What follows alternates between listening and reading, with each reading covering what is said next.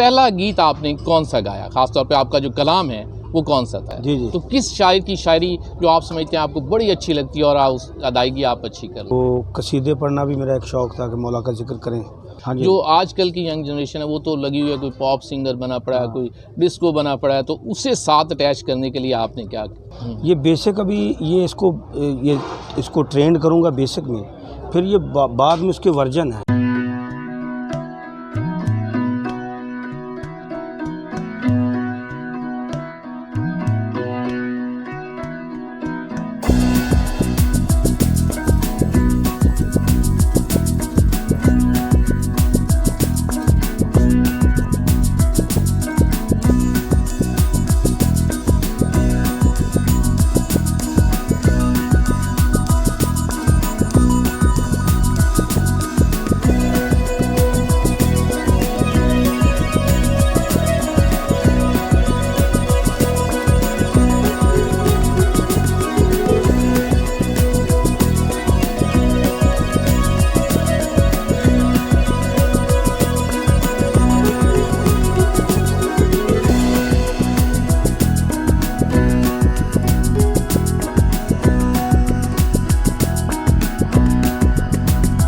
अस्सलाम वालेकुम। प्रोग्राम आपकी आवाज़ के साथ मैं हूं सैयद अदनान नूर।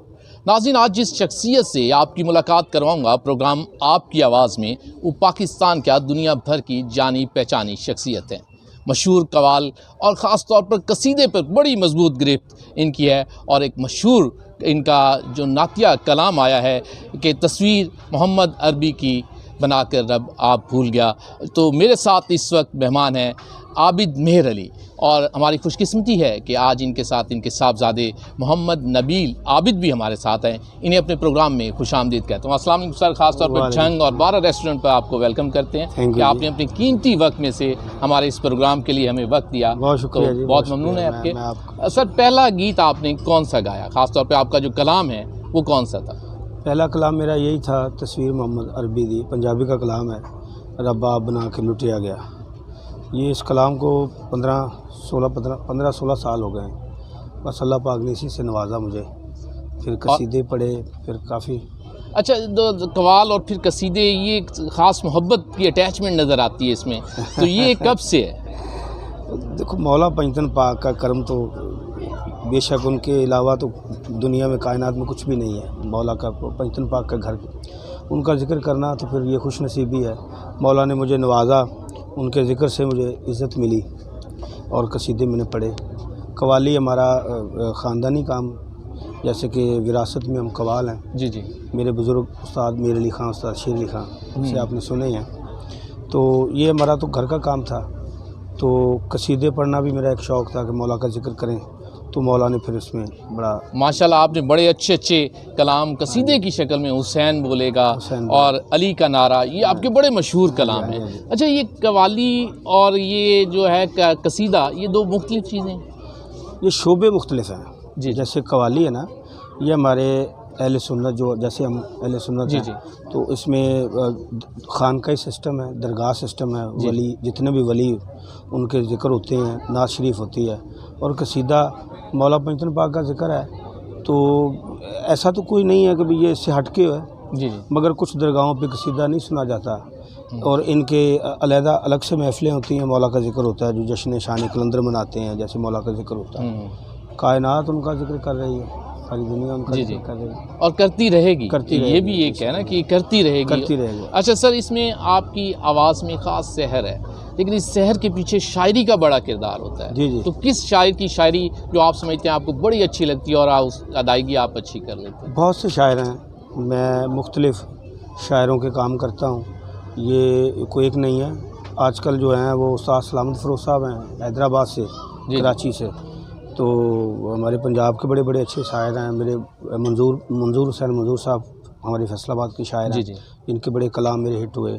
और ये जो नात मेरी है, तस्वीर मोहम्मद अरबी दी, ये एक फैसलाबाद के शायर हैं, इकबाल रांझा साहब जी जी, वो मेरे हमारे बड़े अच्छे दोस्त भी हैं और हमारे बुज़ुर्ग भी हैं, उन्होंने ये लिखी है नात।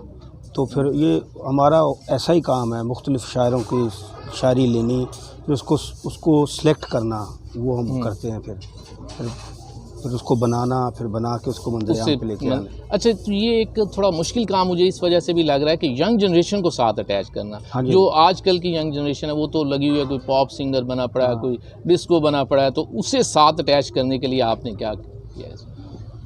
वो इसी तरह है ना जी, जैसे कि उस्ताद नुसरत फ़तेह अली खान साहब को भी ये क्वेश्चन हुआ था जी जी। कि आपने जनरेशन को साथ में, उन्होंने कहा कि मैंने वेस्टर्न ऑर्केस्ट्रे को डाल के और जेन्युइन काम उनको सुनाया है। इसी तरह ये ज़रूरत है हमारी, क्योंकि जनरेशन जो है, जो आजकल की जनरेशन है, म्यूज़िक तो वैसे ख़त्म हो चुका है। हनी सिंह वगैरह ये जो गुफ्तगू आ गई है, बातें रैप वगैरह आ गए हैं। अब इनको थोड़ा अपनी तरफ लाना, फिर उसको वेस्टर्न करके थोड़ा पॉप सिंगिंग जैसी चलती है, मॉडर्न टच दे के फिर इनको अपनी तरफ खींचना कि मौला का जिक्र भी हो जाए और ये भी खुश हो जाएं। हाँ। अच्छा, इसमें एक और बात कि जो विरासत एक बनी जा रही है, कुछ लोग अपनी इस विरासत को, गायकी को कायम नहीं कर पाए। आपको मैं देख रहा हूँ कि आपके माशाल्लाह साहबजादे मोहम्मद नबील आबिद हमारे साथ हैं, तो कि क्या इनकी ट्रेनिंग हो रही है अभी? ट्रेनिंग जी, ये तो काम बड़ा मुश्किल है, ये तो सारी ज़िंदगी होती रहती है, अब हमारी अभी तक हो रही है। ये रोज़ काम इम्तिहान है रोज़, ये बहुत मुश्किल तरीन काम है, मगर ये शुरू हुआ है अभी। 1-2 प्रोग्राम इसने अभी किए हैं, इंशाल्लाह आहिस्ता आहिस्ता आप दुआ कीजिए, हो जाएगा इंशाल्लाह। नबील, आपको कैसा लगता है अपने वालिद के साथ स्टेज पर जाना और अपनी विरासती सिलसिले को लेकर चलना? जी बहुत अच्छा लगता है, साथ में काम करने का बड़ा एंजॉय भी होता है और ये प्रैक्टिस भी है साथ साथ। नेक्स्ट ये प्रैक्टिकली ये स्टेज पे ऑडियंस को फेस करना, जी जी, ये एक्सपीरियंस आहिस्ता आहिस्ता इसको आ जाएगा, कॉन्फिडेंस लेवल अच्छा होता जाएगा। ये काम ही कॉन्फिडेंस लेवल का जैसे जैसे अच्छा होता जाएगा, फिर ये इंशाल्लाह करना शुरू हो जाएगा। तो मैं नबील से अगर आपके से पहले चाहूँगा कि नबील ने कोई कलाम इसका भी सुनते हैं, ज़रा इसकी आवाज़ भी आज अपने जो है ना नाज़रीन उन्हें थोड़ी सुनाते हैं, ऐसे 2-4 फिक्रे, कोई अच्छा कसीदा हो जिसे आप कसीदा समझें या नात कसीदा हो ना, जो आप बेहतर। मैं आपको गज़ल सुना। जी जी, सुनाएं बिल्कुल। पैराहन तार तार करते हैं, पैराहन तार तार करते हैं, पहले पहले वो प्यार करते हैं, पहले पहले वो प्यार करते हैं, बाद में भी करार करते हैं। ले पूरे सुर पकड़ रहा है ये अभी जो है ना गिरफ्त इसकी। तो अच्छा, आपसे बात हो रही थी ये कि शोहरत में ख़ास तौर पे ये देखा जा रहा होता है कि जैसे मैंने कहा कि लोग पॉप सिंगिंग की तरफ जा रहे हैं, तो आपने अपने बेटे को भी इस साइड पे लगाया, लेकिन ये भी कवाली और कसीदे पे इसका फोकस ज़्यादा है। तो आपको नहीं लगता कि इसे कुछ उस टच में भी आना चाहिए या इसमें मैनेज हो जाएगा? नहीं, असल में ये हमारी बेसिक है, जैसे भी कोई भी काम है ना उसकी बेसिक तो आनी चाहिए ना। ये बेसिक अभी ये इसको ट्रेंड करूँगा बेसिक में, फिर ये बाद में उसके वर्जन है, ये मुख्तलिफ मॉडर्न टच हो गया या दूसरा भी होगा, उसको बेसिक आनी चाहिए। ये बेसिक याद होगी तो फिर वो बाद में कोई सा भले कोई सा भी शोबा इख्तियार कर ले। अच्छा, अगर मैं पूछूं कि इसमें फ़र्क क्या है एक गाने में और एक कवाली में और एक कसीदे में, तो आप जैसे गुलकार ये बता सकते हैं कि इसमें फ़र्क क्या है? गाना जो है वो तो एक अपना प्यार मोहब्बत की बातें हैं या मैसेजेस हैं जो भी हैं, और जो कवाली है ये औलिया अल्लाह का ज़िक्र है, अल्लाह पाक का ज़िक्र है, मौला अली का ज़िक्र है, और जितने भी औलिया कराम हैं उनका ज़िक्र है। और ये एक जो जितने औलिया जितने वली हैं ये उनका एक ये सिलसिला चलता है हमारी कवाली के साथ। तसव्वुफ़ पे ये काम हम करते हैं। कवाली जो है ना ये तसव्वुफ़ पे है, ये थोड़ा अलग टच है।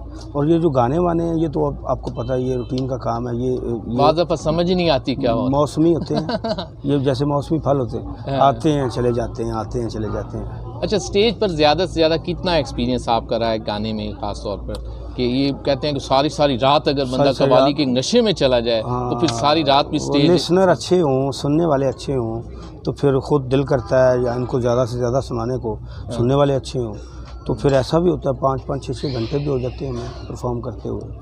तो मैं आज चाहूँगा कि आपका जो पहला कलाम है आप उसके चंद बोल हमें ज़रा सुनाएं। तो वो तो फिर मैं आपको आर्केस्ट्रे के साथ ही सुना सकता हूँ। जैसे मैंने आपको बता दिया है, तहत लफ्ज़ की तस्वीर मोहम्मद अरबी दी, जी जी, रब बना के लुटिया गया, ये नात थी, उसके बाद काफ़ी कसीदे, काफ़ी कलाम बड़े सुने। आजकल किसी नए प्रोजेक्ट पे काम हो?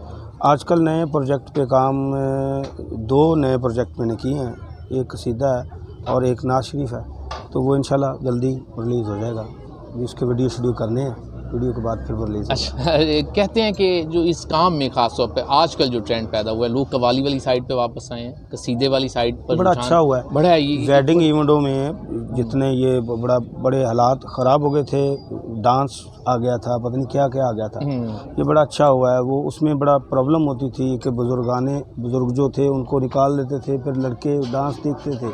अब ये सब फैमिलियाँ बैठ के समाज सुनती हैं, कव्वाली होती है, उसमें ये अच्छा हो जाता है। बच्चियाँ भी बैठती हैं, बच्चे भी बैठते हैं, लड़के लड़कियाँ और बुजुर्ग भी बैठ के, ये सब बैठ के बैठ के ये कव्वाली। मेहंदी पे एक नया ट्रेंड पैदा हो गया कि इसमें जो है ना अच्छा हुआ है। अच्छा, इसमें पैसे के हवाले से भी अगर देखा जाए तो कहते हैं बड़ा पैसा कमाया जाता है, तो ये कुछ लोग नहीं बताते, लेकिन ऐसा पैसा कि 20-25 ख़ानदान पल रहे होते हैं हमारे। देखने में ऐसा ही होता है, लोग समझते हैं कि आबिद ले गया, पता नहीं उसको उनको पता नहीं होता उसके पीछे 25 ख़ानदान पल रहे हैं। वो पैसे डिवाइड करते हुए तो फिर वो उतने ही रह जाते हैं। खर्चा चल रहा होता है, खर्चात हमारे बड़े खर्चात होते हैं बड़ा। मैं चाहूँगा कि नए सिंगर्स के लिए कोई पैगाम आप देना चाहें। आप छंग में आए हैं, आपने इसके बाद एक प्रोग्राम पे जाना है और वहाँ लोग आपका बड़ा इंतज़ार कर रहे हैं, मुझे वहाँ से भी मैसेज आ रहा है। मैं भी कोई इतना पुराना नहीं हूँ, मैं भी यंगस्टर ही हूँ, नया ही हूँ।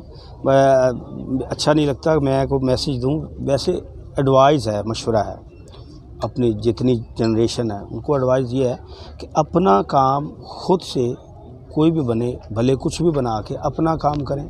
उस्ताद नुसरत फ़तेह अली खान साहब को गा रहे हैं और 80-90% लोग उनको ही गा रहे हैं, तो फिर वो उस गा के फिर बोलते हैं हमारा नाम नहीं हो रहा। भाई अपनी कोई चीज़ लाओगे तो नाम होगा ना।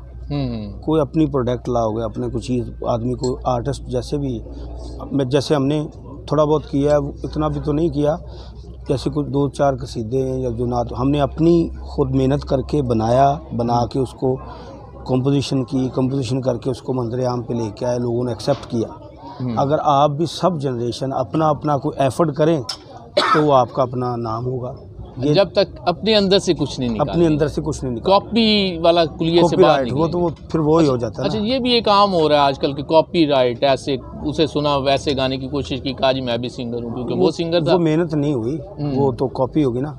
वो मेहनत, स्ट्रगल, जितनी आजकल जनरेशन है वो स्ट्रगल और मेहनत नहीं करते, चाह रहे हैं कि नाम हो जाए, सुबह ही हो जाए नाम का। बहुत शुक्रिया आबिद भाई, आपने अपने कीमती वक्त में से टाइम दिया। नबील भाई, आपका भी बहुत शुक्रिया। और आपने इवेंट पर जाना है, इस वजह से फ़हीम भाई मुझे मुसलसल बता रहे हैं कि आपका अगला इवेंट जो है ना रेडी है। फ़हीम भाई का भी शुक्रिया कि फ़हीम भाई जो हमारे भाई हैं जी, फ़हीम राय साहब, ये उनका बड़ा शुक्रिया, इनका बहुत थैंक यू। ये मेरे बड़े भाई हैं, जिन्होंने आज हमें यहाँ पे बुलाया, तो इनकी मोहब्बत का शुक्रिया अदा करता हूँ। फ़हीम भाई जिससे मोहब्बत कर लेते हैं उसे छोड़ते नहीं हैं। बहुत शुक्रिया सर, थैंक यू जी। नाज़रीन, आज हमने कोशिश की कि आबिद मेहर अली साहब से टाइम लिया जाए और इनके इंतहाई ममनून है कि इन्होंने अपने कीमती वक्त में से हमारे इस प्रोग्राम पर 12 रेस्टोरेंट पर हमें टाइम दिया। बहुत शुक्रिया। इसके साथ ही अपने मेज़बान सैयद अदनान नूर को इजाज़त दीजिए। अल्लाह निगहबान। थैंक यू, अल्लाह हाफ़िज़।